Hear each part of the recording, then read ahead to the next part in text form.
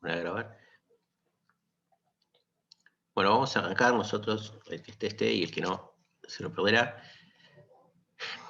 Chicos, hoy vamos a ver, tal vez uno de los temas que más nos van a servir para adelante, uno de los más que más van a ver en la vida profesional. Obviamente que este tema después se va a ampliar mucho en accionamientos. Nosotros veremos solo sus fundamentos, su parte práctica se da en esa materia. Que es la parte de métodos de arranque y control de velocidad, ¿sí? Bueno, vamos a empezar estudiando cuál es el problema cuál es el problema del arranque de la máquina sincrónica trifásica.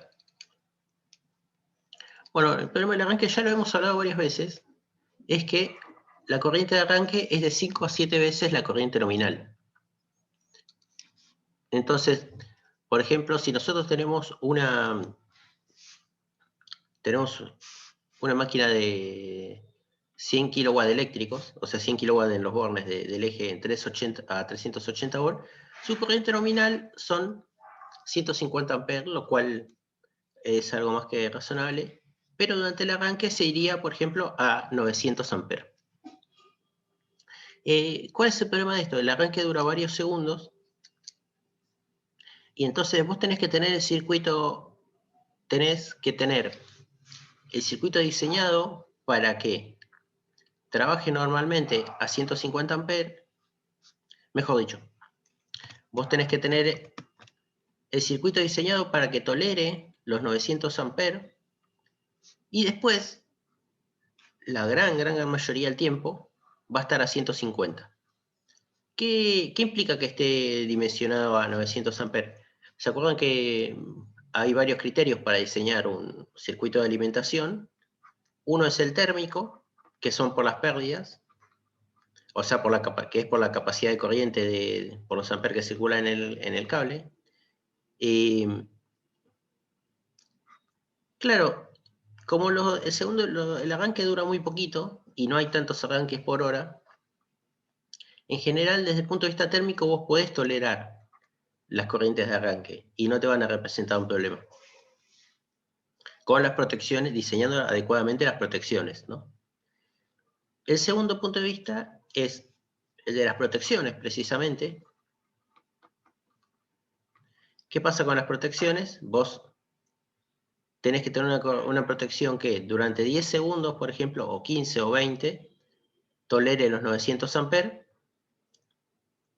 que es mucho más que 2 veces la corriente nominal. Entonces tenés que tener una protección con las curvas adecuadas para que no disparen acá y mantenga protegido acá, cuando la corriente vaya siendo poco. Eso se resuelve, ya lo van a ver en accionamiento. No es un gran problema, hay que tenerlo en cuenta. El siguiente punto, que es el más importante, es la caída de tensión.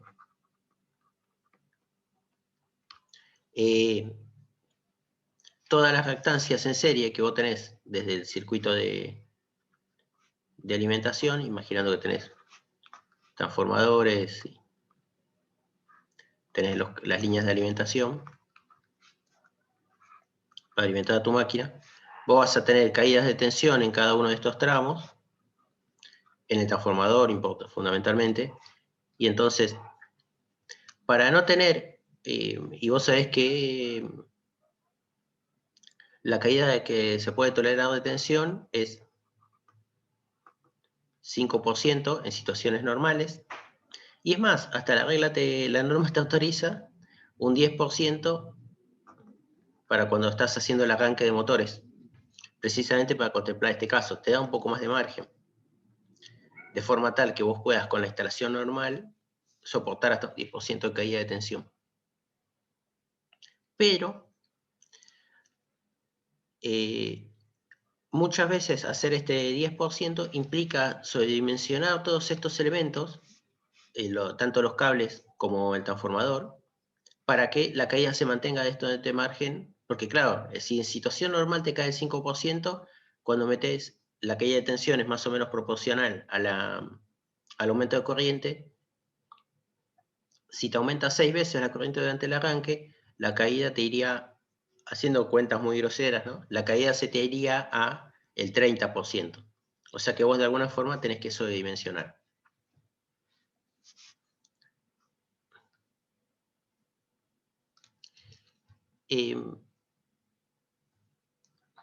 ¿Cómo es ¿Se acuerda que cuando estudiamos todos los circuitos equivalentes pensamos en varias alternativas?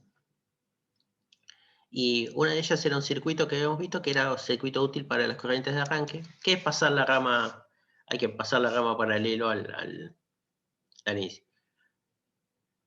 Cuando vos tenés el circuito de arranque en rama, durante el arranque, incluso esto se puede despreciar. Tenés en serie X1, X2', R1 y R2', ¿no?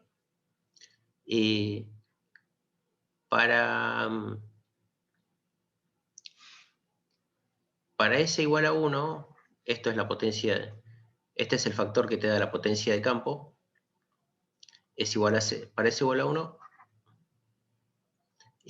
la potencia electromecánica, no la potencia de campo, la potencia electromecánica, la que se convierte en energía mecánica, es 0, ¿no?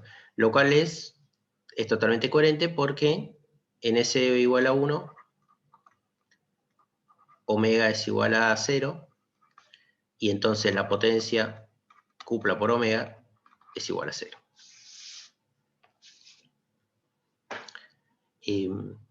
Pero ¿qué pasa en...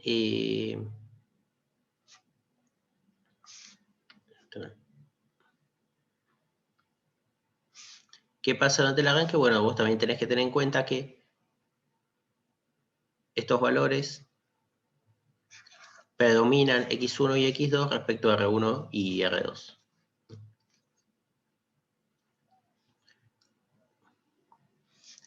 Respecto a la cupla, también hay algunos problemas. La cupla en el arranque, en las máquinas en cortocircuito, la cupla está entre 1 y 1,5, 1,6 en algunas máquinas del arranque, de la cupla de arranque. ¿Sí? Es interesante, o sea que la cupla en un rotor de cortocircuito, la cupla te permite al menos manejar la cupla normal y hasta te puede soportar un rozamiento estático de todo tu sistema para poder arrancar la máquina. En las máquinas de rotor bobinado eso no es tan así, la cupla de arranque es menor a la nominal, pero ahora vamos a ver que esto no es un problema porque para algo la pediste de rotor bobinado, por decirlo. Y esto se corresponde con la tensión nominal, ni hablemos de la tensión que cae.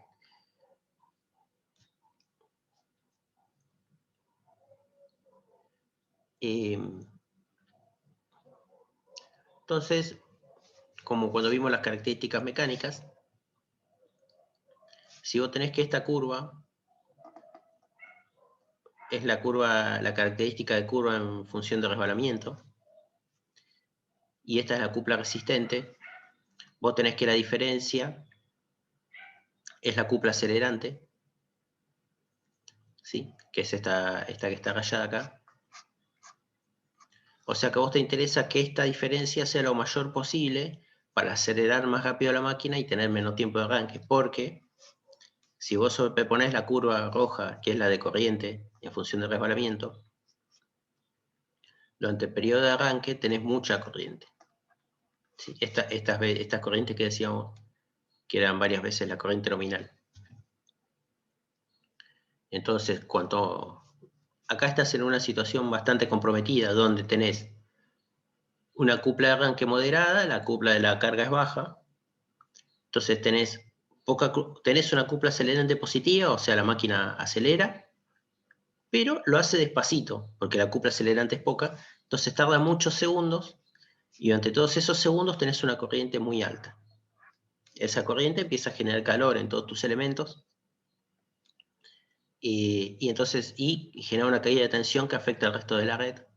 Entonces tenés que achicarla lo más posible para lograr un funcionamiento óptimo.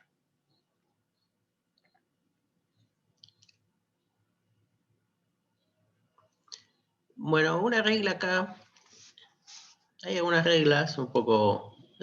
Por ejemplo, dice, si vos lográs que el arranque, todo este proceso hasta llegar acá, sea menor a 5 segundos, puedes hacerlo por arranque directo. ¿Sí? En máquinas de moderado tamaño, ¿no? Máquinas grandes, sí o sí, las arrancás. Una máquina de 100 caballos, por ejemplo, la arrancás con algún método particular, ¿no? Nadie quiere tener 1 kilómetro dando vuelta en la red.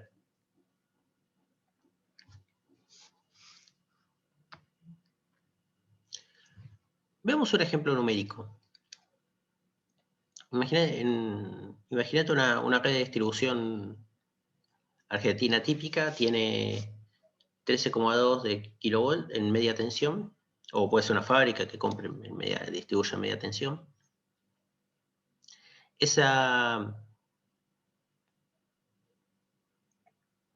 Tenemos una máquina de... No tengo la otra diapositiva.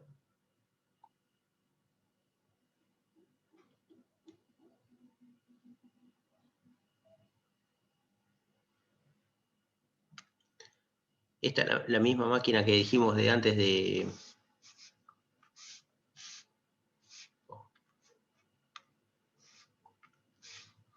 Esta es la misma máquina de antes que dijimos que tiene una potencia de 100 kilowatts, potencia eléctrica, ¿no? En 380. Entonces, vos tenés, por ejemplo, un transformador de 100 kVA, que es el transformador que necesitas para alimentar esta máquina. A grosso modo, ¿no? En verdad debería ser un poquitito mayor.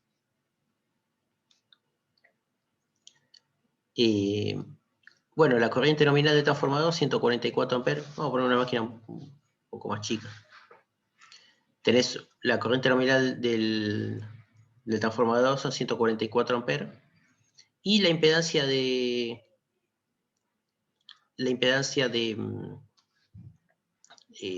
transformador es su corriente de cortocircuito por la corriente nominal. La corriente de cortocircuito de un transformador pequeño está en el orden del 5%. Entonces, y su tensión nominal es la tensión nominal a circuito abierto. Entonces, la impedancia en serie del transformador va a estar en el orden de 0,08 ohms. Y vamos a asignarla totalmente, vamos a decir que es totalmente una impedancia inductiva. O sea, es solo la reactancia y vamos a despreciar la componente de resistencia. ¿Se entiende hasta acá?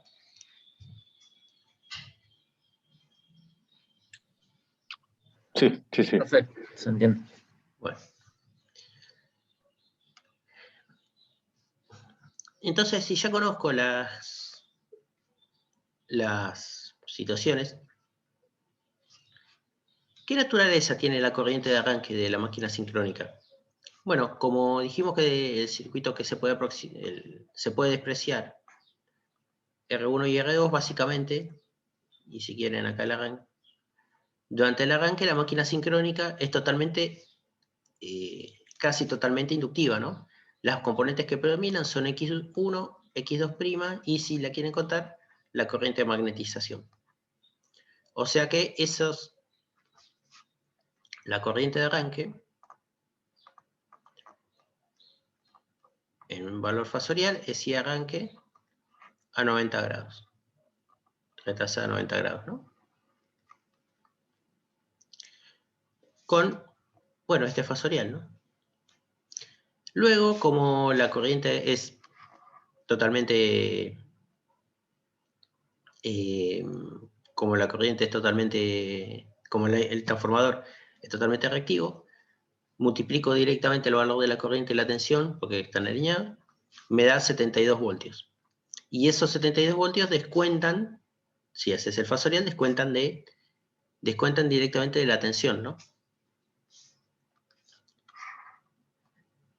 Si esta es la tensión U, ¿sí? La corriente de arranque es acá. Y si multiplico por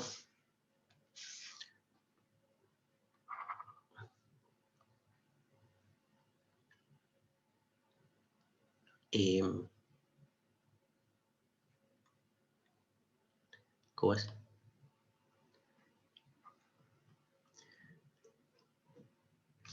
y ahora lo ponemos así.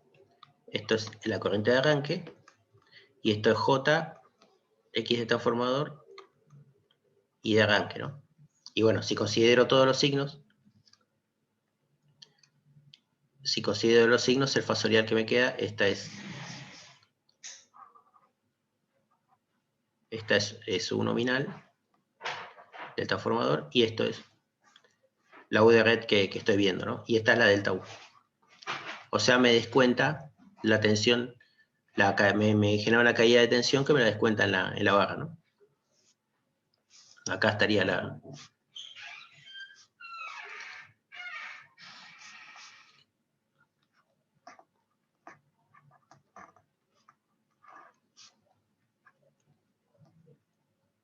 U nominal y U en la barra. Y acá cae delta U, ¿no? Bueno, esta delta U, como les decía hoy, 31% de caída de tensión. Cuando en un 30% se te apagan las luces, como es, ves una percepción, percibís totalmente cómo cae la tensión en todos los artefactos de iluminación, a pesar de que hoy los electrónicos capaz que no se apaguen, ¿no? Pero vas a ver el parpadeo. Y algo que te puede pasar bastante grave es que se desconecten los contactores, ¿no? Porque claro, la tensión que sostiene las bobinas de los contactores se te cae y entonces puedes tener ese problema. Y bueno, y en general, ¿no? No es bueno una caída de tensión del 30%.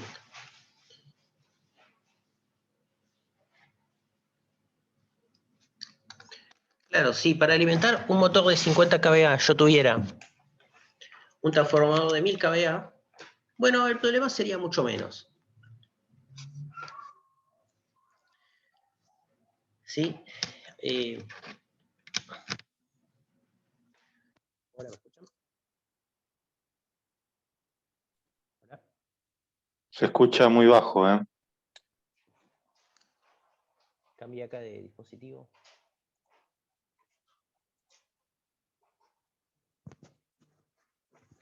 ¿Me escuchan?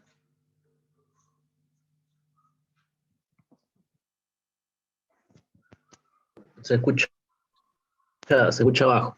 Sí, se escucha un poco mejor, pero bajo. A ver, ahí, bueno, hablo más fuerte entonces.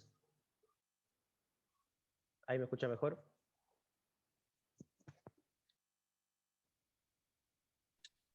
Sí, un poco mejor. Bueno, no sabía, me habían dicho que se escuchaba mal. Bueno. Ahora recién se bajó, profe, se venía escuchando bien. Bueno.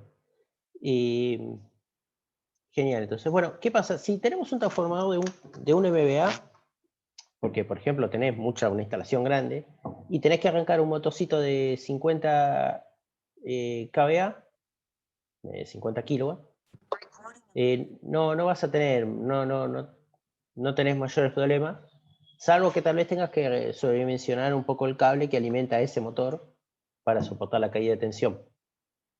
En cambio, si vos ahora, en cambio, si vos tenés el motor 50 y tenés una instalación y tenés un transformador de 100, porque todo el resto de tu instalación es más chica, por ejemplo, imagínate una tornería, un taller, tiene un torno grande, y sí, tiene una o dos máquinas grandes ese torno, y después tiene muchas más máquinas, pero más chicas. O, qué sé yo, una fábrica, a veces en una fábrica es muy común tener un compresor de aire, y ese compresor de aire capaz que representa la mitad de la potencia instalada, y entonces, y el resto tenés computadoras, qué sé yo, o más de la mitad representa, ¿no? ¿Por qué tenés un solo compresor de aire? Bueno, las herramientas neumáticas son muy útiles, donde hay muchas operaciones de mecanizado manual, las herramientas neumáticas son muy útiles, entonces toda la potencia eléctrica la convertís en una sola mecánica, ¿no? Que es el compresor. Entonces no te puedes dar este lujo y bueno, ahí tenés que estudiar No te puede tener el lujo del transformador de un MVA para alimentar un motor de 50 nomás y no tener caída de tensión.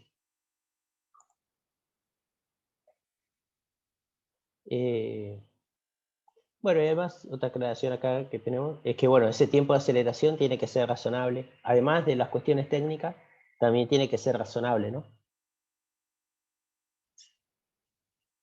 Por ejemplo, que un ascensor tiene que arrancar ni muy rápido, porque te pega un golpe, pero tampoco tiene que tardar demasiado, ¿no? Bien. Un tren, por ejemplo, tiene que tiene que tardar muchos segundos en acelerar para que sea agradable y armonioso. Y precisamente ahí tenés el problema de que tenés que ver cómo controlas la corriente de arranque, ¿no? En el caso de que usaras este tipo de máquina. Cómo controlas la corriente de arranque para que no generar problemas de calentamiento toda la instalación. Bueno, el método que vimos antes era el arranque directo, ¿no? Y lo que tenés que tener en cuenta era la caída de tensión. Para el rotor bobinado existen... ¿Qué pasa en una máquina de rotor bobinado? Una de las razones para pedir una máquina de rotor bobinado es para insertar resistencias, para poder insertar resistencias adicionales, o sea, para poder,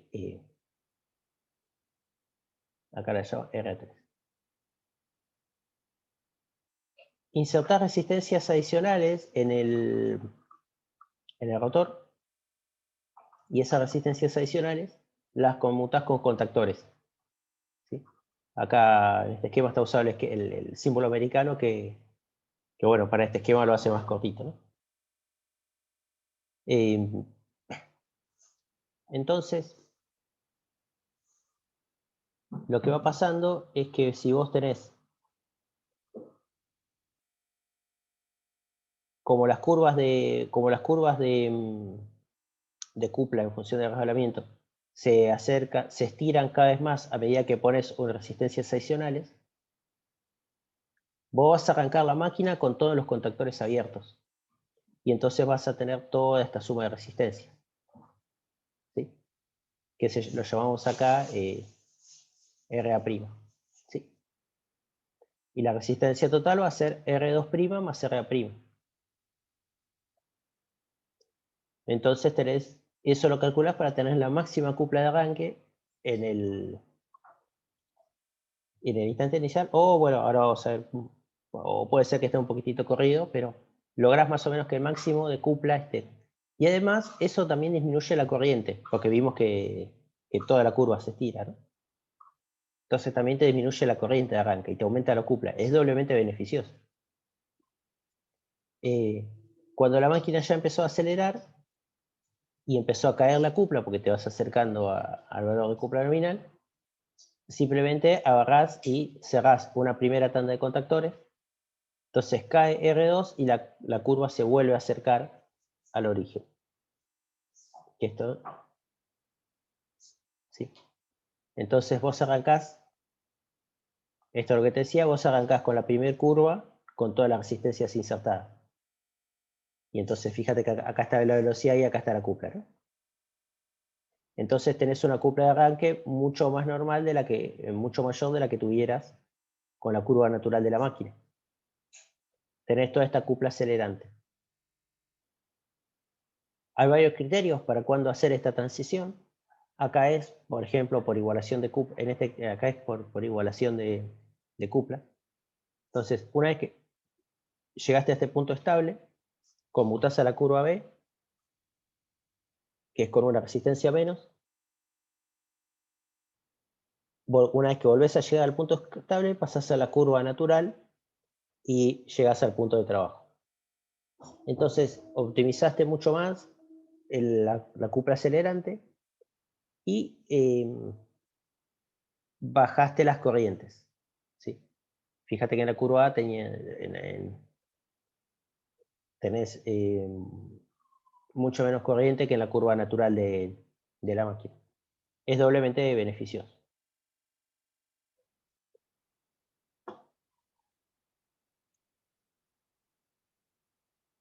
Bueno, acá tenemos un esquema similar. Sí. Fíjate que, bueno, hay que recordarnos que la cúpula máxima se mantiene. O sea, vos no podés, con este método, no podés superar la cúpula máxima de la máquina. ¿Sí? Esa característica, la máxima es la máxima de la máquina. No puedes hacer mucho para superarla.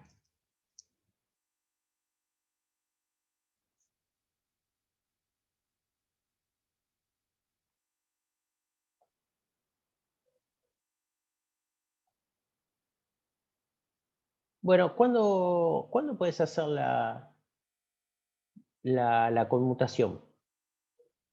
Puedes hacerlo con temporizadores, suele ser una de las formas fáciles, una forma fácil. Podés, midiendo, realimentando a través de la medición de cupla, muy raro. La medición de corriente, posible, y la de velocidad, si la tenés disponible, ¿no? Puede ser que yo veo raro que alguien instale solo para el arranque, pero muchos procesos medís la velocidad y bueno, puede ser que ahí decidís conmutar, ¿no? En todos los casos lo haces cuando no hay cambio.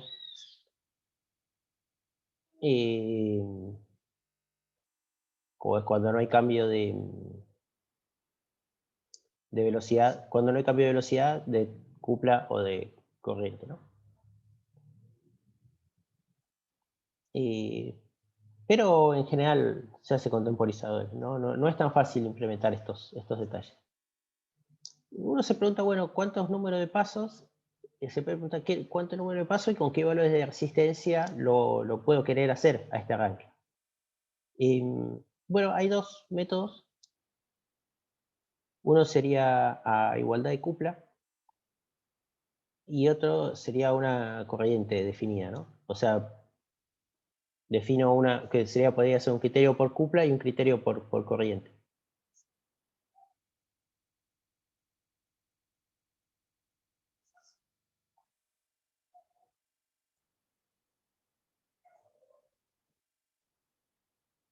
A igualdad de cupla lo que significa es que conmuto cuando llego al punto de equilibrio del gráfico que teníamos antes, ¿no? O sea, cuando se estabiliza la máquina, ahí hacemos la conmutación. Eh, bueno, dos desventajas que tenía el método, ¿no? Que no las nombré, es que aumenta el costo y aumenta el mantenimiento. Son bastante obvias, ¿no? El mantenimiento aumenta fundamentalmente por el tema de los anillos rosantes, ¿sí? Lo que son los contactores y las resistencias, si están bien diseñados, y los contactores modernos, no hay grandes problemas. Una buena ventaja es que bueno, uno pensaría que el contactor trabaja muy poco porque es un circuito totalmente resistivo, entonces no tiene desgaste eléctrico. Bueno, en verdad lo tiene porque el rotor sí es inductivo. Pero bueno, la máquina siempre está conmutada, siempre está conectada, ¿no? Siempre está en corto, entonces tampoco es tan grave ese problema.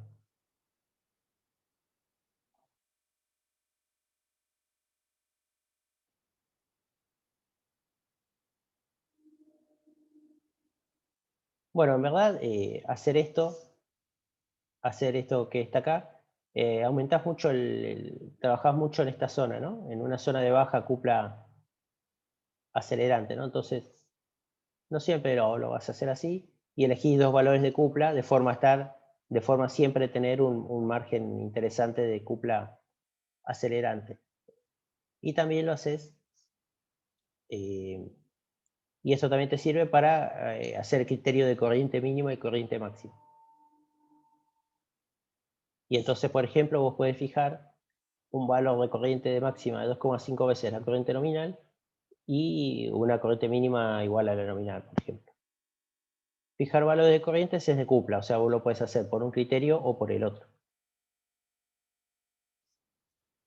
Después verán en la práctica cómo hacer los cálculos. El tema de cómo hacer estos cálculos y los criterios de usar es tema de parcial y o final, así que ténganlo en cuenta.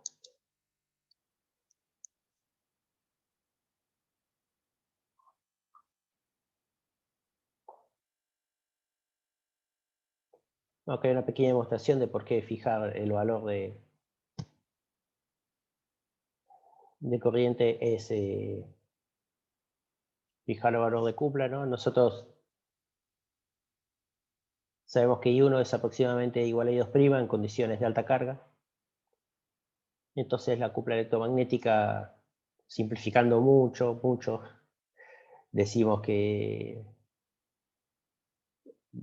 la corriente es totalmente resistiva, entonces el coseno phi es 1 y el ángulo entre phi, el flujo resultante y la fuerza magnetomotriz del rotor es 1. Bueno, el argumento principal es que las resistencias adicionales son mucho mayores porque tengo resistencias adicionales, ¿no? Si no, para resbalamientos bajos predomina X2, pero acá puse resistencias, entonces no.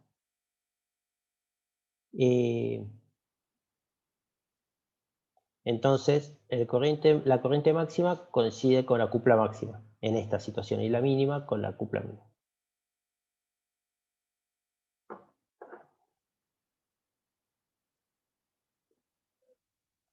¿Se entendió el tema anterior? El del método de arranque con resistores. Sí, lo que no me quedó claro es cuándo utilizo una y cuándo la otra, o cuándo es beneficioso una y cuándo la otra. Es un criterio de diseño. Pues, bueno, va a estar un poco relacionado a las exigencias de tu carga.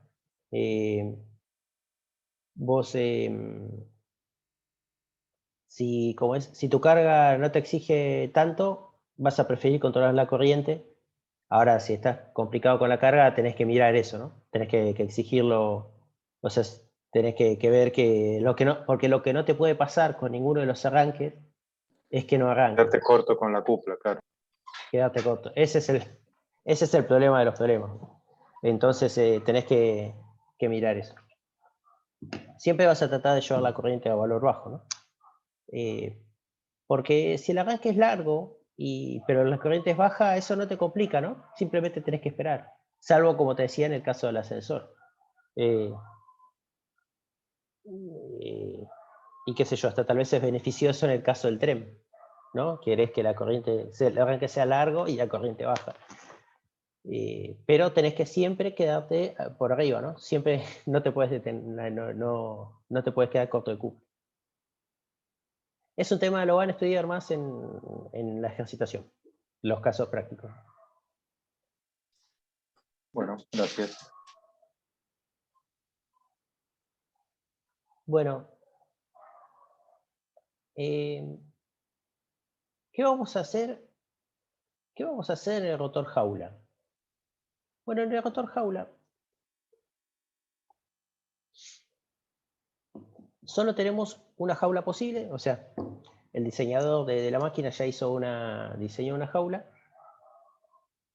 Y ¿qué va a desear generalmente el diseñador de la máquina? Fíjate que las pérdidas en el cobre, nosotros recordamos que eran 3 veces la corriente de la jaula al cuadrado por R2'. Y la cupla, cuanto menor era la resistencia, también más alta era la cupla. Entonces, de la cupla nominal, ¿no? Entonces,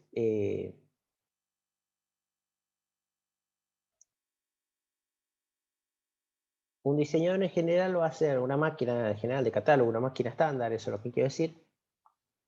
Va a tener bajas pérdidas en la jaula. ¿Por qué? Porque eso me va a dar, por empezar, me va a hacer la máquina más rígida, esta pendiente. Cuanto más baja sea R2, más recta va a ser esta pendiente, entonces hay menos menos variación de velocidad entre la nominal y la sincrónica. Va a tener una alta eficiencia, pero lo que te va a hacer, si vos miras esta curva, va a hacer que tengas alta corriente de arranque y baja cupla de arranque. Entonces, como alternativa, vos podrías hacer una máquina de alta resistencia en el rotor, ¿sí? Pero tendrías mucha variación de velocidad entre distintas cuplas, mejorarías las condiciones de arranque, pero tendrías altas pérdidas. O sea que con una sola jaula no puedes tener ambos mundos, ¿sí? Pero entonces surge una idea interesante que es poner dos jaulas, ¿sí? O hacer un diseño de la jaula.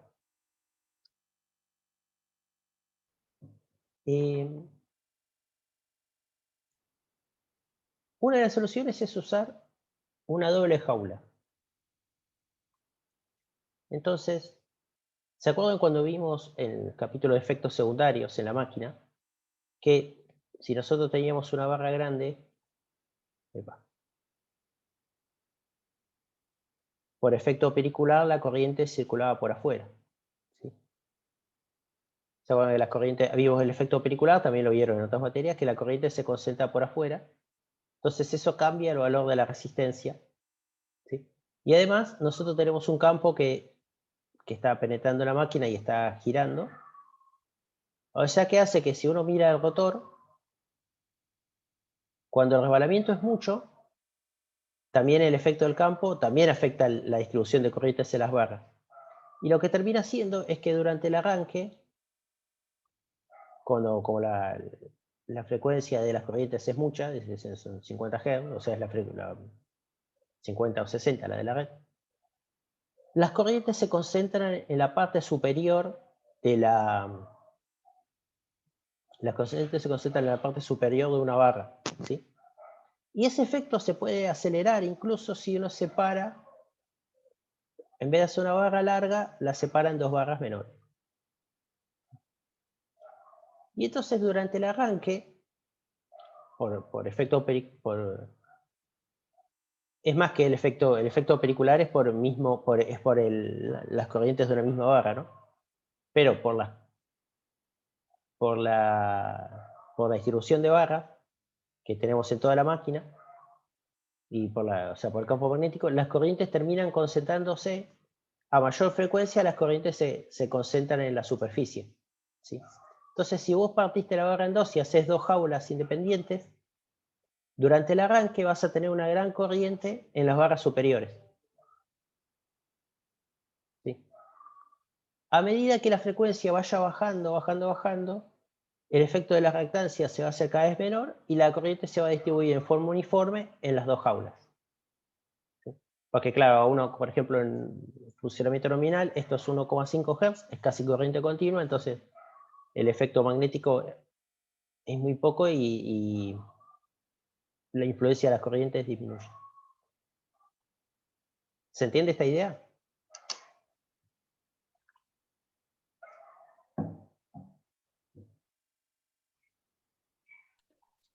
¿Querés ir de nuevo al baño? Sí, más o menos. Es como pensarlo como un efecto pericular extendido, ¿sí? Como te decía, ¿no? En el efecto pericular, cuando tenés una alta frecuencia, las corrientes se te concentran las corrientes se te concentran en el exterior. Vamos a hacerlo así, mira, para verlo de otra forma. Todos coincidimos que en el efecto pericular las corrientes se nos concentran en el exterior del conductor, ¿sí? En el rotor de una máquina sincrónica vos tenés un montón de conductores que están unidos, ¿no? Por los dos anillos, ¿sí? O sea que en verdad es un solo conductor. Toda la jaula es un solo conductor. ¿Está claro? Eso sí. Sí. Entonces, en este conductor grande, ¿dónde es la periferia de este conductor grande? La periferia de este conductor grande es la periferia de estas barras.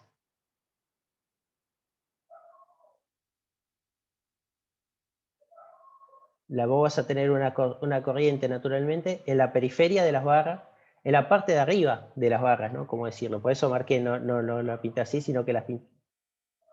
es la parte, vos vas a tener en la parte exterior de la jaula, en el último filete, como decir. Entonces hay dos estrategias para usar este efecto. Una es hacer barras grandes. Ahora la vamos a estudiar, se llama jaula profunda. Dibujo alguna. Unís todo esto, las unís con una planchuela. Así, epa. Y entonces como todo esto se comporta como un conductor, la corriente se te concentra en el borde de este conductor, que es en la punta de estas barras profundas. Y la otra estrategia es dividir estas barras en dos. Las dividís en dos y están todas conectadas, ¿no? O sea, la planchuela, la jaula es doble. La jaula es doble, pero están todas en cortocircuito. Y entonces, durante el arranque, por efecto pelicular, se te concentran en el exterior. La corriente se concentra en el exterior. Y en la situación normal de funcionamiento, como la corriente tiene una frecuencia mucho menor, se te distribuye uniformemente. Es lo mismo que pasa acá. Y se te distribuye en toda la barra. ¿Ahora queda un poco más claro? Sí, sí, el efecto sí. Genial. Bueno, ahora vamos a ver por qué esto es bueno para el arranque. O cómo esto nos mejora la máquina.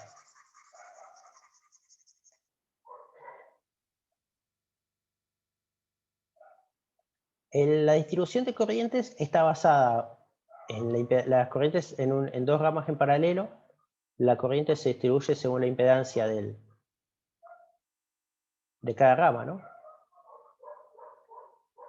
Obviamente que la rama de menor impedancia es por donde va a circular más corriente. Pero la impedancia tiene una componente resistiva, pues el material, y una componente reactiva, dada por la forma. Entonces,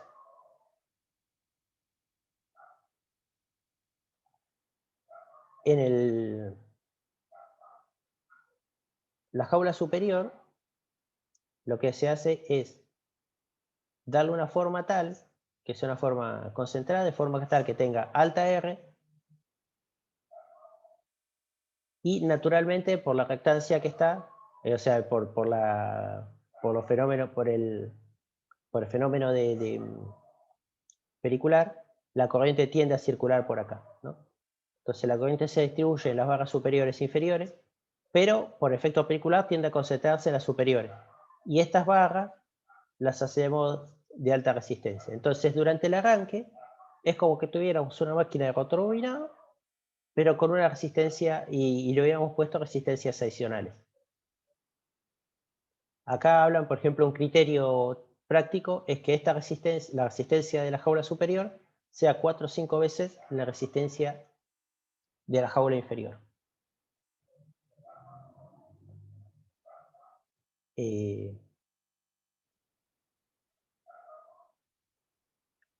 ¿Qué pasa con las inductancias? Bueno, nosotros sabemos que la reactancia de dispersión, la inductancia de dispersión, disculpen, es básicamente el número de conductores por el número de conductores concatenados por el flujo que circula sobre la corriente que lo está generando.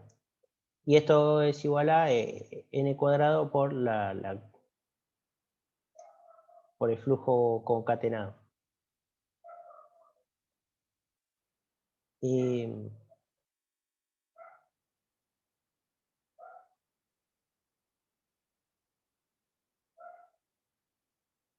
flujo autoconcatenado, ¿no?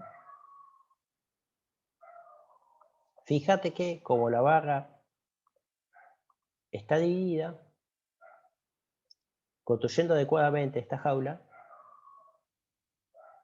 el flujo que concatenan las barras superiores tiene que pasar por dos entrehierros, este y este. Y además, bueno, tiene que recorrer esta longitud, ¿sí? Entonces, el flujo concatenado, el flujo que concatena por sí mismo la barra, como tiene que pasar, o sea, la resistencia de dispersión de esta barra, tiene que pasar 2 centígrados, entonces es un valor bajo. Distinto, en cambio, la barra de trabajo solo tiene un ente hierro, que es este, que atravesar, entonces concatena un flujo mayor. Eso entonces te ayuda aún más a mejorar el efecto pericular. Te ayuda a reforzar el efecto del flujo pericular, porque a 50 Hz, o sea, en el momento del arranque, esta reactancia es muy alta, mejor dicho, sí, la reactancia es muy alta, ¿no? La inductancia siempre tiene el mismo valor, pero la reactancia es muy alta porque está multiplicada por 2πf. En definitiva, entonces, esta corriente tiene que afectar una gran reactancia y entonces disminuye aún más en la situación del arranque.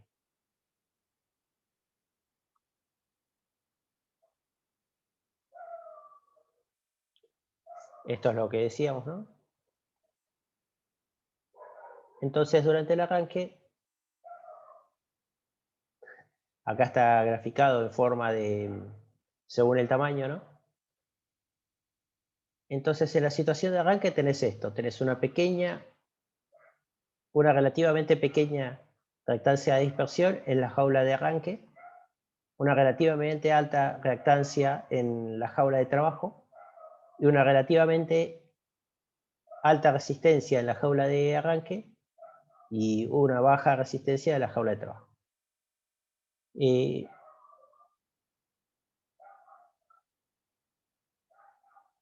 Entonces, lo que vos tenés es mayor circulación de corriente durante el arranque, lo tenés por acá, en la rama de arranque, y esa es la gracia, ¿no? Por eso se llama así.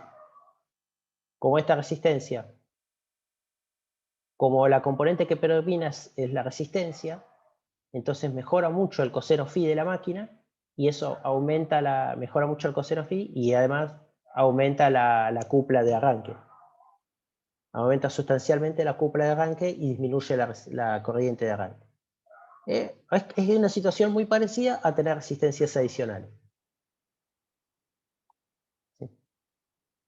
Durante la situación de trabajo, las reactancias como el resbalamiento menor al 5%, la frecuencia, un valor de frecuencia típico 1,5 Hz, entonces las reactancias, el efecto de las reactancias cae muchísimo y predominan las corrientes y se produce un reparto de corrientes. Como esta resistencia, que se produce un reparto debido básicamente a las resistencias, entonces en la situación de trabajo, la rama que predomina es la rama de trabajo y esta resistencia es la que manda, entonces tenés una resistencia normal comparable a una máquina una máquina jaula tradicional.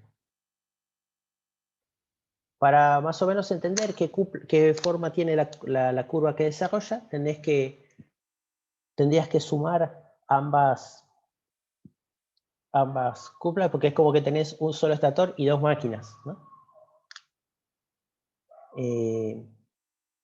Una máquina la jaula de trabajo tiene la curva típica de la máquina sincrónica y la jaula de arranque tiene una curva típica de una máquina de rotor bobinado con alta resistencia. Combinando entonces ambas cuplas, puedes hacer algo parecido a esto, ¿no? Que está acá. Si puedes lograr una alta cupla de arranque, esto no llega a ser, idealmente no, uno nos gustaría que esto fuera recto y bajar así, no se logra, eso es un balance, es un diseño difícil pero bueno, se logra una cupla de arranque alta, hay un máximo de cupla y después te acercás rápidamente a lo que es la situación de la máquina normal, de sincrónica de jaula. ¿Se entiende esto?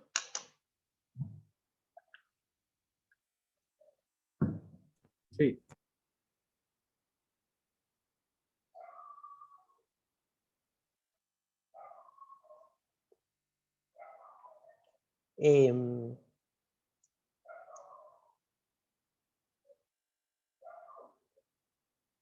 Bueno, una forma un poco más simple de hacer esto, que me quedó, lo tengo atrás en las diapositivas, pero creo que es lo que estamos haciendo. Una forma simple de hacerlo es con una jaula profunda. En vez de poner doble jaula, se pone una sola jaula profunda. Y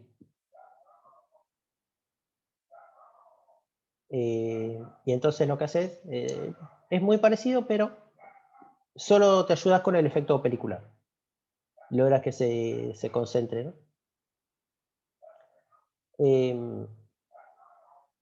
Logras que se concentre. Bueno, o sea, haces que una jaula profunda, haces que en el arranque las corrientes naturalmente se concentran en la parte superior y se distribuyen. Cuando se hace así, es muy común en jaula profunda que se usen aleaciones de latón, por ejemplo, ¿no? Y entonces porque en el fondo vos tenés que controlar dos cosas que son las reactancias y en el arranque y en el trabajo y las resistencias. Y la resistencia de trabajo. Entonces, es interesante tener como dos factores de control. Si solo tenés la forma de la jaula para controlarla, es como que tenés una sola variable para controlar dos. Y a veces eso muchas veces te da una solución de compromiso, llegas a una solución de compromiso, como quien dice, que tenés que dar un poco para conseguir, ceder una condición para conseguir la otra. Entonces la solución, si uno tiene que controlar dos variables, es tratar de tener 2 grados de libertad. Bueno, y una de las formas de hacerlo es entonces variando la forma de la jaula y variando la aleación. Y se usan aleaciones de latón, que se le puede controlar a las aleaciones de latón, se le puede controlar la resistencia. Y aleaciones de latón es una redundancia, ¿no? Se usan latones, que son aleaciones de cobre y otros materiales, para construir la jaula profunda. También lo que se hace es, hay jaulas, esta es una jaula profunda simple, hay veces que se hacen en combinación. Las dobles jaulas no son dos jaulas separadas, sino que se hace una jaulita, se le hace una bochita acá y por ejemplo otra bocha más grande. Y entonces, haciendo esto combinás esto está todo y totalmente fundido, ¿no? Haciendo esto, esta forma de jaula,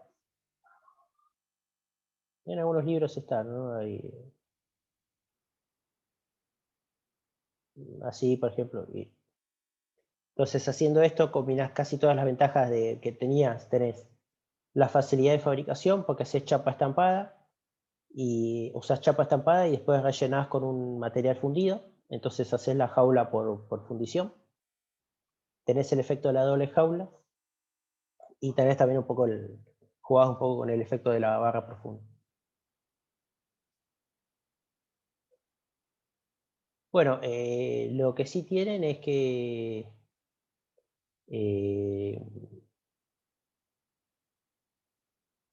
vos de alguna forma, acá lo que haces es exagerar en estas máquinas. ¿Se acuerdan que cuando vimos el último capítulo de generalidades, hablamos de estos efectos secundarios, ¿no? Que son efectos que alteran los parámetros de la máquina? Acá lo que estás haciendo es a propósito exagerar los parámetros estás exagerando la distorsión de los parámetros de la máquina. Entonces, por ejemplo, o sea, el efecto pelicular que te aumenta las resistencias, bueno, acá lo estás usando a propósito para alterar el valor de R2 y el valor de X2. Entonces, los ensayos que hiciste al rotor bloqueado, en especial el ensayo de rotor bloqueado, está totalmente alterado y los valores que obtenés al rotor bloqueado no son los mismos, a propósito, no son los mismos que tenés en situación nominal. Entonces hay que tener mucho cuidado cuando se hace máquinas de jaula especial, qué juegos de parámetros usas. Y en general, no podrías usar el mismo juego de parámetros para todas las situaciones de funcionamiento, ¿no? Para hacer modelo equivalente. Tendrías como un modelo equivalente para el arranque y otro para el trabajo. ¿Queda claro esto?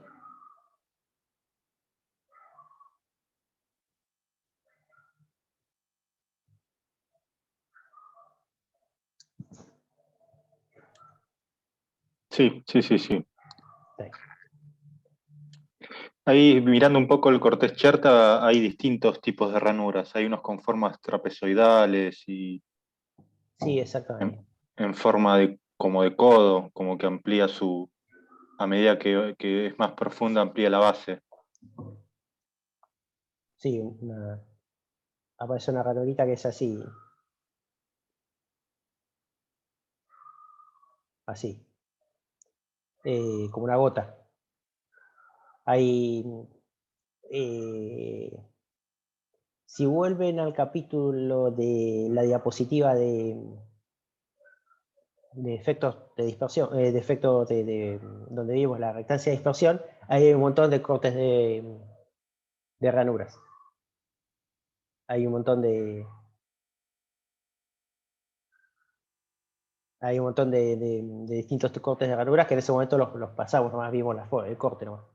Pero también están. Bueno, no me quiero distraer mucho más con esto porque este es solo uno de las múltiples formas de arrancar la máquina. Bueno,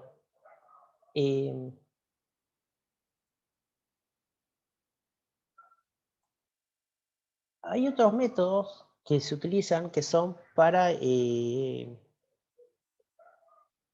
es directamente la idea es agarrar y reducir la corriente de. Muchas veces la carga no es un problema, lo que nos interesa es reducir la corriente de arranque directamente. Entonces hay una serie de métodos, algunos más clásicos, otros.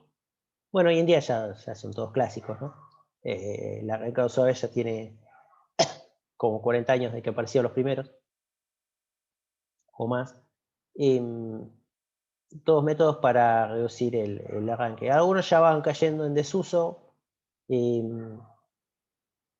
porque precisamente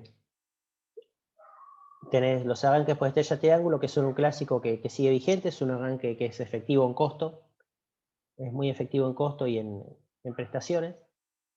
Y después es como que los otros están siendo, los arrancados suaves hoy en día hay algunos muy baratos que hacen te hacen pensar, ¿viste? En usar algún otro método.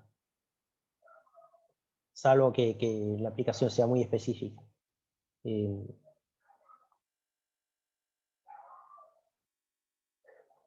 Bueno, el estrella triángulo, este es como les digo, es un clásico, lo van a ver en accionamiento y lo van a ver en instalaciones y en accionamiento, también lo van a ver muchas veces, y ya la mayoría lo vio en la secundaria. Este es un tema obligado de los finales, aunque lo estoy tomando poco porque prácticamente era el único tema que todo el mundo sabía. Nada, es un tema importante, ¿no? Pero bueno, tampoco es uno de los tantos temas importantes, eso es lo que quiero decir. ¿Cuál es la idea del arranque estrella triángulo? Cambiar la configuración de la máquina en el arranque y entonces trabajar a menor tensión. Imagínate que vos tenés, no todas las máquinas lo podés usar a este método, tenés que tener en cuenta cómo son los bobinados, ¿no?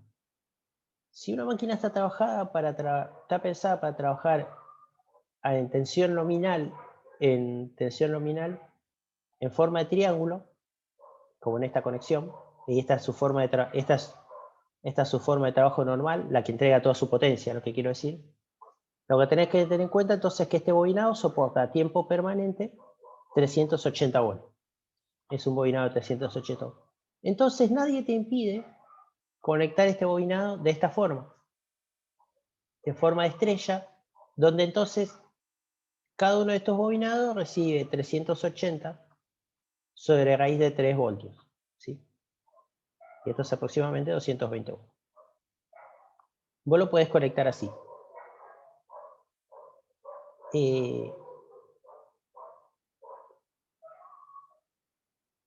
Obviamente que la potencia que podrías obtener a tiempo permanente no es la misma, ¿no?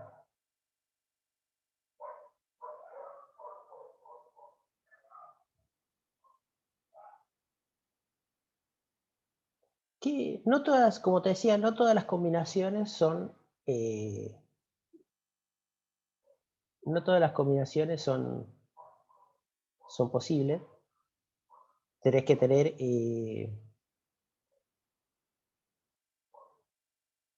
ahí, ¿cómo es? Depende del tipo de red y del tipo de máquina que tengas. Y eso es un dato de las placas. Entonces, los motores te suelen decir, en las placas de características, te dicen la tensión a la que trabajan, por ejemplo, y te van a decir algo así como triángulo 380, estrella 660, ¿no? ¿Qué significa esta placa, por ejemplo? La tensión en triángulo, yo la que me suelo fijar, es la que te dice cuál es la tensión del bobinado, cuál es la tensión que soporta el bobinado permanentemente. ¿Sí? Entonces, significa que cada bobina soporta 380. Por eso vos lo podés conectar en triángulo en una red de 660 voltios. Si vos lo conectás así,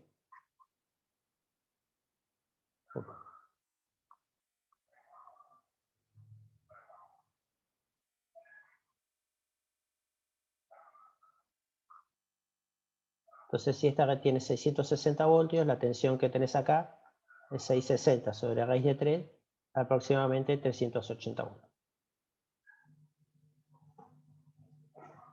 Si vos estás en una red de 660 voltios, no puedes arrancar, no puedes usar el arranque estrella triángulo, porque cuando lo pongas en triángulo, este bobinado va a tener los 660, va a tener los 660 voltios, y cuando la placa te está diciendo que el motor es de 380. ¿Sí? Yo, por ejemplo, en casa tengo un motor de 3x220, pero esa es la placa, dice, ¿no? Triángulo 220 barra estrella 127 voltios.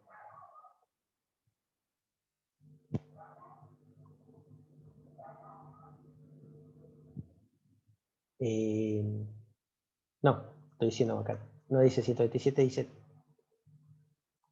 380. Ahí está. Entonces, significa que en la red argentina yo lo puedo conectar, pero solo en triángulos. No puedo usar el arranque estrella triángulo con este motor. Sí, sí se lo puede usar en arranque estrella triángulo, una red de 3x220, por ejemplo, la red de Estados Unidos.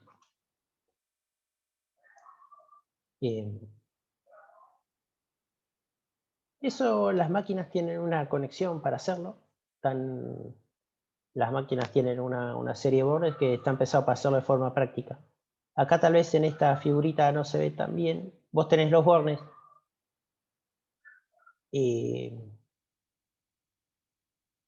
UX son los bornes de uno de los bobinados. Esto es así, por ejemplo. UX. BY y WZ.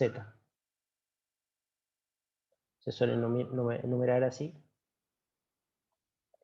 Entonces, en la placa no están expuestos uno al lado del otro, sino que están expuestos de esta forma. UX, BY están rotados, ¿no? Acá esta figura no se ve, que viene por acá, o sea que este está conectado con este. Entonces, esta forma de poner los bordes tiene la siguiente ventaja. Si yo pongo una barrita horizontal acá, se unen los bordes Y, X y Z. Son estos tres bordes. Y entonces la conexión es en estrella. Si yo pongo las barras en vertical, así como están acá, entonces lo voy a dibujar acá en un triángulo para que sea mejor.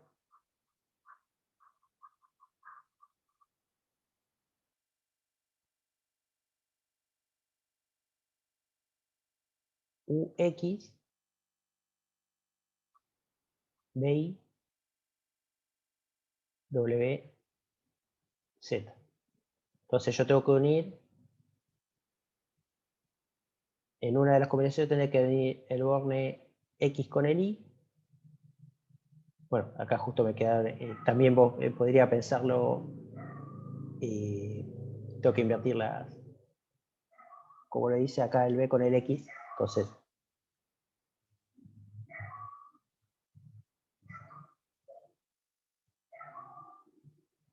también puedo conectar así, ¿no? ¿Por qué no?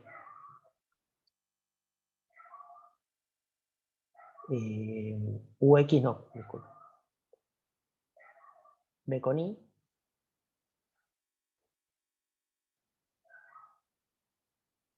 Esto también es válido, porque no puedo, lo puedo conectar para el otro lado. Y después el W con el Y. Entonces acá va a estar el W y acá va a estar el Z y la otra conexión es la U con Z. Entonces, ¿ves? Poniendo las barras así, logro esta conexión acá y esta conexión acá, poniendo las barras en vertical. Entonces el motor te viene con estas 3 chapitas que vos las girás para un lado o para el otro y lográs, poniendo las horizontales, conexión triángulo, poniendo las estrella, poniendo las verticales, conexión triángulo. ¿Se entendió hasta acá?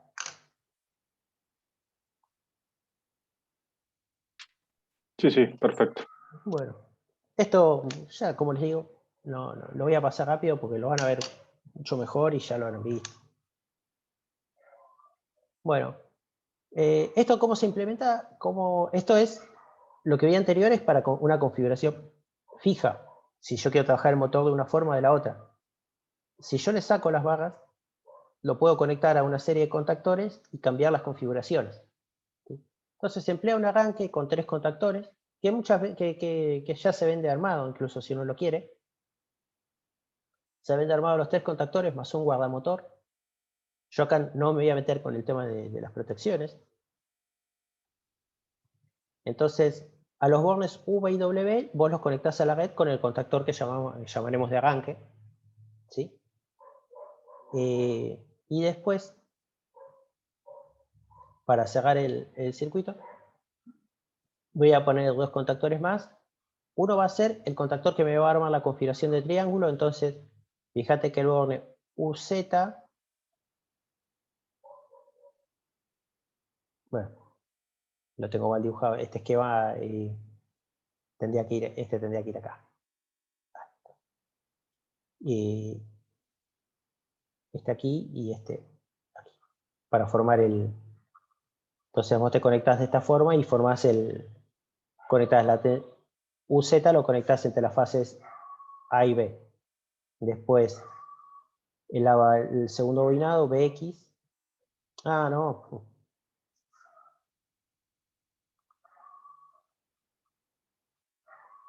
Fíjate que estaba bien. En este esquema UX y X se conecta a la segunda fase. Entonces, UX, que es la primera de los bobinados, se conecta entre las fases A y B, o R y S. Y así sucesivamente con cada uno de los 3 cuando este contactor está cerrado. Cuando este contactor está cerrado, y este tiene que estar abierto sí o sí, porque si no tenés un cortocircuito, tenés una conexión en forma de estrella con los 3 a un punto central. La secuencia de conmutación es: primero vos tenés que cerrar el contactor de arranque L, y después tenés que cerrar el de estrella. Cuando la máquina tiene suficiente velocidad, sin abrir el de arranque, abrís los dos. En un momento no tiene que haber ninguno de los 2 contactores abiertos. Esto se deja un pequeño tiempo acá, por ejemplo 0,3 segundos, para evitar cualquier posibilidad de cortocircuito, y después se cierra el contactor en triángulo. Esta conmutación se denomina conmutación abierta. Lo más común es hacerlo con un temporizador. Y lo que hay que tener en cuenta es que cuando se vuelve a conectar cuando se conecta el triángulo, puede haber una pequeña corriente o pequeña o no tan pequeña, que dura pocos ciclos, un ciclo o 2, porque las corrientes no quedan en fase. O sea, el rotor queda magnetizado, pero no queda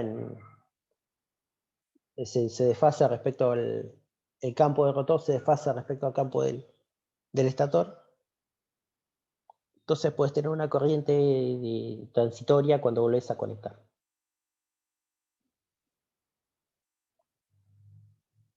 Lo que se hace para evitar esto, hay otros circuitos que puede haber, o se conecta a una resistencia adicional, ¿no? Entonces se puede poner una resistencia adicional en serie, por ejemplo, al triángulo o a la estrella se pone una resistencia en serie con un contactor que la puentea.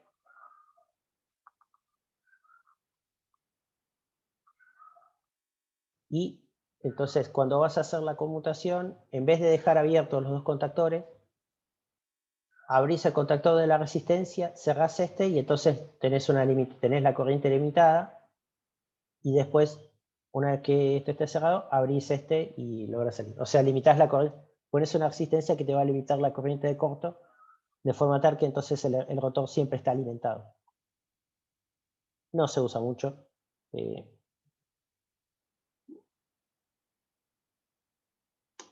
Bueno, ¿qué es lo que se logra con la corriente de arranque? Que es el efecto que queremos lograr.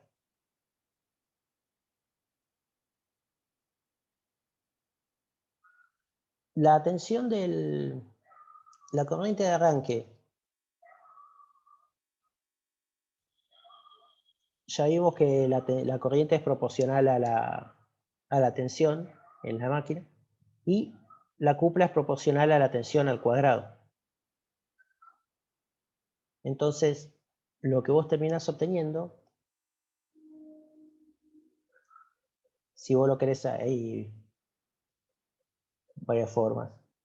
Vamos a considerar un valor que se llama ¿qué corriente soporta qué corriente tiene el bobinado? El corriente del bobinado, o sea, por el bobinado circula una determinada corriente que la vamos a llamar, independientemente o sea, el valor que soporta la corriente, la vamos a llamar la corriente del bobinado, ¿sí?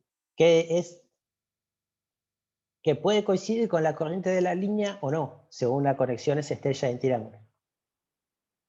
Si la conexión es en triángulo, obviamente que la corriente de fase del bobinado es distinta a la corriente de línea del bobinado en un factor de raíz de 3.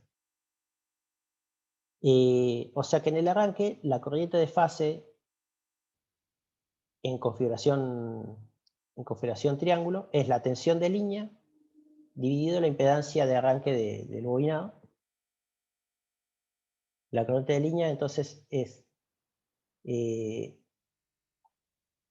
y como la corriente de línea es raíz de 3 veces la corriente de fase, entonces la corriente de línea de la máquina, o sea la corriente con la cual la estoy alimentando, es la tensión de línea sobre la reactancia de arranque por raíz de 3. ¿Qué pasa en la conexión estrella?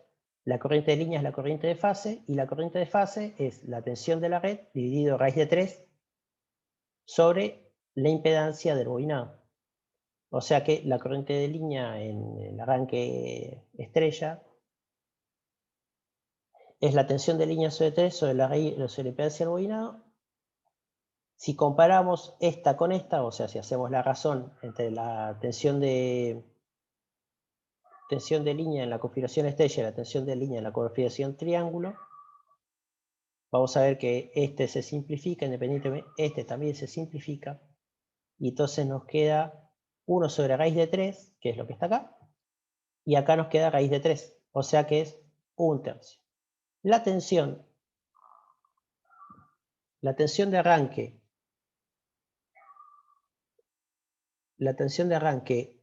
en la configuración estrella es, la corriente de arranque en la configuración estrella es 1/3 de la corriente de arranque en la configuración triángulo. Bueno, la cupla es proporcional. ¿Qué pasa con la cupla? La cupla es proporcional a la tensión al cuadrado. Como la tensión al cuadrado es 1 sobre raíz de 3,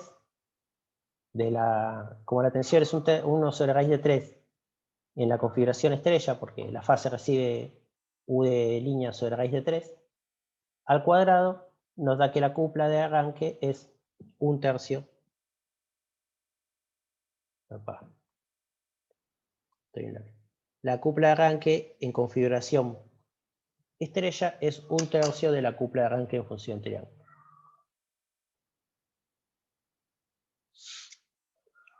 Vos me dirás, pero entonces esto no sirve de mucho. Bueno, sí y no. Sirve bastante, sí, la verdad que sí, sirve mucho, porque hay un montón de cargas, por ejemplo, bombas, ventiladores, que asumen son un montón de carga en la industria. Cintas transportadoras que no llevan gran peso, una cinta transportadora que no tiene tanta inercia.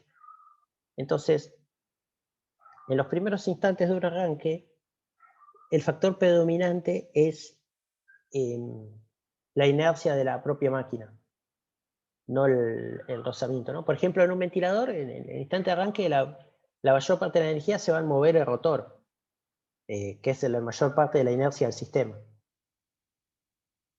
Y el aire, cuando las aspas están muy quietas, no ofrece ninguna resistencia. Entonces, en ese caso te sirve bajar la corriente a un valor mucho más aceptable, por ejemplo, porque si vos tenés 6 veces la corriente nominal, en el arranque, cuando lo bajás 3 veces, te quedan 2 veces la corriente nominal, es totalmente aceptable.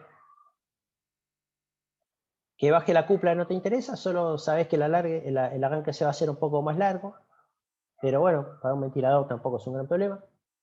Entonces esperás que tarde ese tiempo y una vez que está, arrancás. Lo mismo en una bomba sucede, es muy similar, ¿no? En especial en una bomba tipo centrífuga, que es una bomba, es la bomba más común en las industrias. O también se me ocurre una sierra, una máquina cortadora, ¿no? Y siempre son casos donde no hay que vencer el gran rozamiento en el momento inicial, entonces que la cupla carga una tercera parte es un costo totalmente aceptable. ¿Se entendió? Sí, perfecto. Bien. Voy a hacer un poquitito más de métodos de arranque.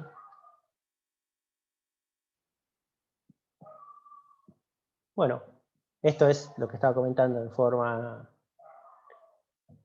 verbal, ¿no? Cómo se te disminuye a 1/3 la cupla. Y entonces tenés menos cupla acelerante, pero tenés que tener, como decíamos con el compañero hoy, tenés que tener un valor, no te puedes quedar corto, ¿no? Tiene que ser un valor acelerante.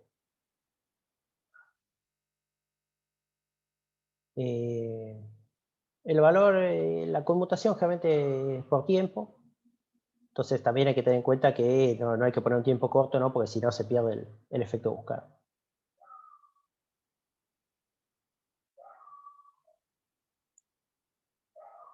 Bueno, una variante, pareciera que no, pero una variante del método estrella-triángulo es el arranque con autotransformador. En el arranque estrella-triángulo vos elegís las conexiones inteligentemente para que la corriente caiga al 70%, a 1 sobre raíz de 3.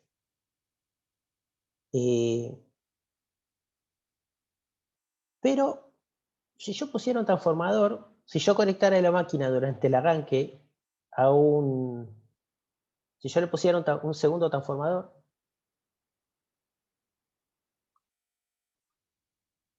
tengo mi Tesla como tractor, y acá tengo la máquina.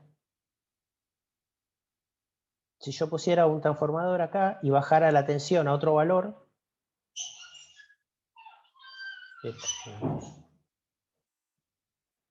si yo pusiera un segundo transformador y entonces durante el arranque bajara la tensión a, por ejemplo, 0,8 UN, bueno, yo podía cerrar este transformador, arrancar la máquina, y una vez que la máquina está arrancada, la levanto, cierro este segundo y la conecto directo y sigo trabajando. Y ahí no tengo problema de no tengo que conmutar de estrella triángulo, no tengo que fijarme qué tipo de... Conecto la máquina en el bobinado que necesito para el trabajo directamente, ¿no? Bueno, claro, poner un transformador a potencia completa para una relación de transformación a 1 es un poco caro. Entonces, en vez de usar esto, ¿se acuerdan que cuando la relación es cercana a 1, es más conveniente usar un autotransformador?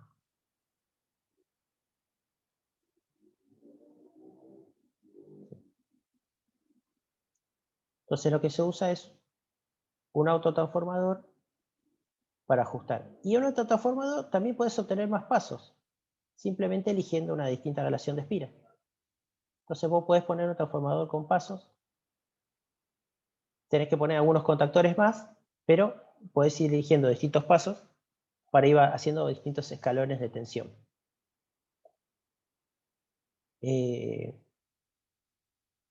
Como este transformador solo está dedicado a esto, podés obtener una ventaja más, que vos podés, no tiene que soportar a tiempo permanente la potencia de la máquina, solo la tiene que soportar unos segundos. Entonces vos lo podés subdimensionar. Vos lo podés subdimensionar para que te entregue varias veces la potencia nominal que tendría durante unos pocos segundos. Entonces, por ejemplo, vos podés hacer que este autotransformador tenga el 10% de la potencia nominal de la máquina. Y con eso te alcanzaría para arrancar. ¿Por qué? Porque lo vas a usar unos segundos por hora. O sea que achicás costos. Y te cuento un poco más. Ni siquiera tenés que tener 3 fases. Alcanza con que vos reduzcas en 2 para achicar el... Alcanza con que reduzcas en 2 y hagas lo que se llamaría una conexión Scott. Y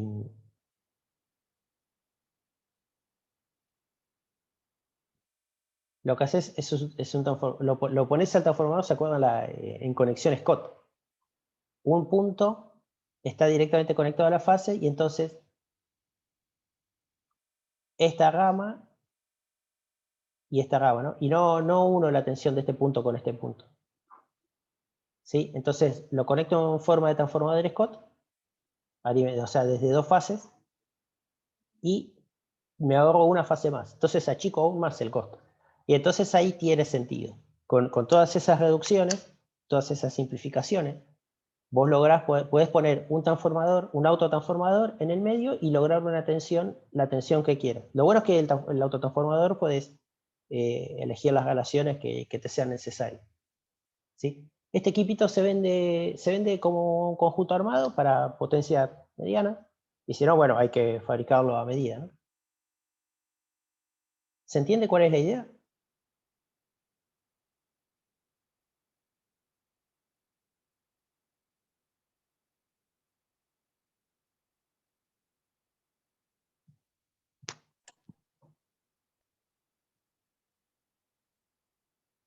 ¿Hola?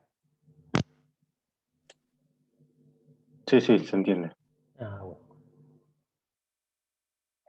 Em,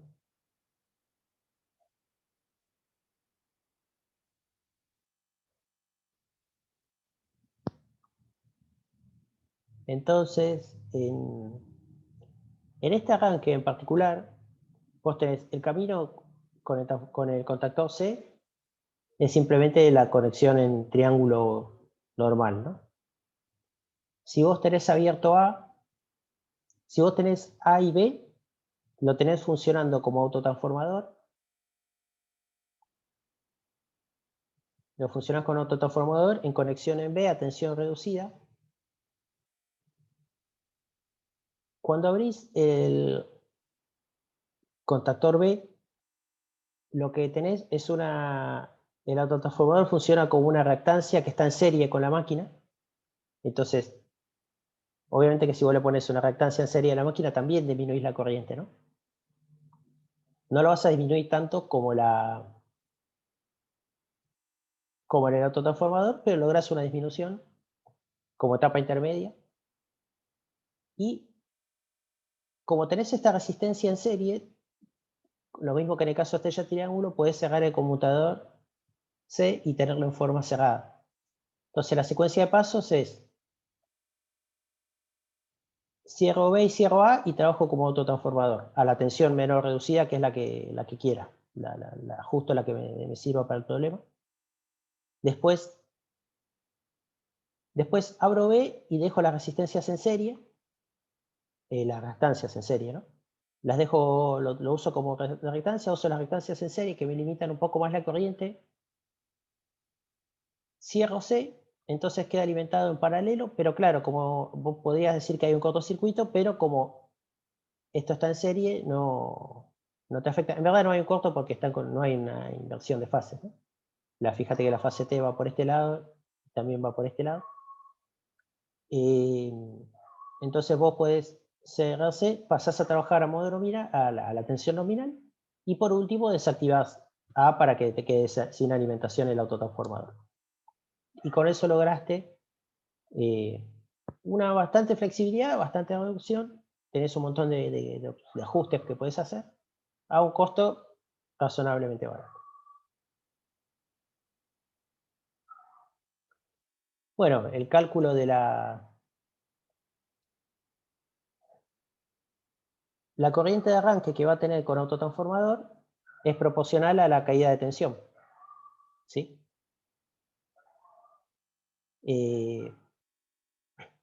Pero como vos tenés, la tensión que va a circular por el motor es proporcional a la caída de tensión. Es la tensión nominal por el factor de transformación sobre la impedancia. Pero te acordás, como estás del otro lado del transformador, vos tenés que transformar desde este lado a este lado. Entonces tenés que volver a multiplicar por la relación de transformación. La tensión que ve la red es A cuadrado la tensión que ve en el arranque. Como en todo transformador, ¿no? O sea que la red ve A cuadrado veces. Entonces, por ejemplo, vos puedes ser con una caída de tensión de 0,8, A cuadrado es 0,64. O sea que por cada 100 amperes que circularían en el arranque de la máquina, circulan 80.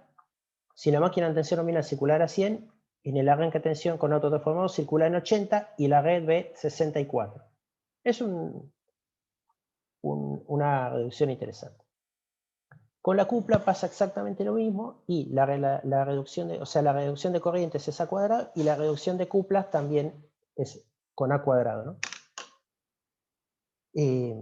O sea que también la cupla por cada 10 Nm que tenés de cupla en el arranque, con A08 vas a tener 6,4. Lo bueno es que te da flexibilidad.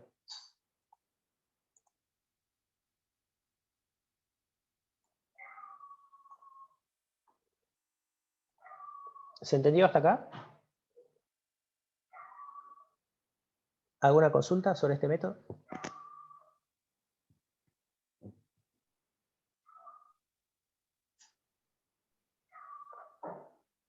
Se entendió, profe. Bueno, hagamos un recreo y después continuamos con esto y un poco de control de velocidad. Nos vemos en son 10 y 25, ¿sí? Ok, muy bien. Bueno.